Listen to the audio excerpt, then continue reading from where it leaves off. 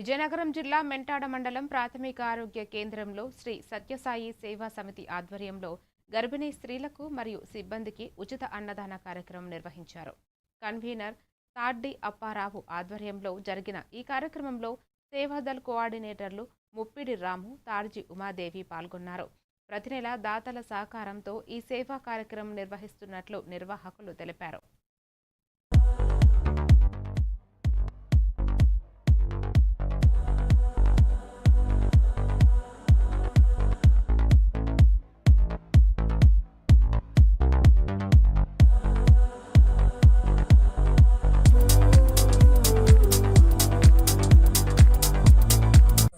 నా పేరు doctor G కల్పన అండి. నేను మెంటాడ పిహెచ్సి మెడికల్ ఆఫీసర్ని.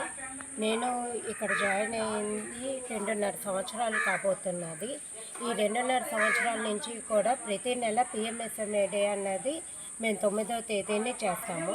దానికి వివిధ ప్రాంతాల దగ్గర నుంచి మా అండర్లో ఉన్న ప్రతి గర్భిణీ స్త్రీ కూడా చెకప్కి వస్తారు.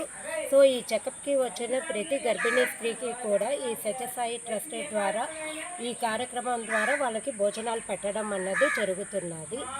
ఈ భోజనాలు పెట్టడం అన్నది సత్యసాయి ట్రస్ట్ ద్వారా చేస్తున్న ఈ కార్యక్రమం అన్నది నిజంగా ఆ గర్భిణీ స్త్రీలకి బాగా తోడ్పడుతున్నది.